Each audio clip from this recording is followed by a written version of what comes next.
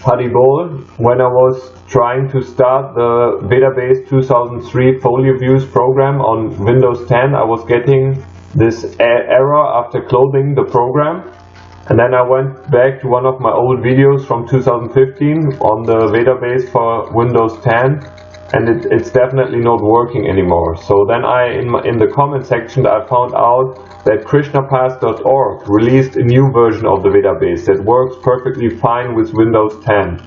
So you have to go to krishnapath.org and download this new version of the Vedabase, and it will work perfectly with Windows 10. The link is below the video.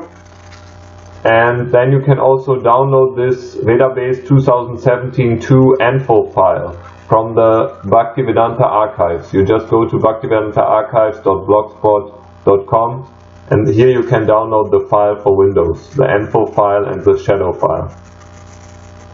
So let's start the installation. Vedabase.exe, executive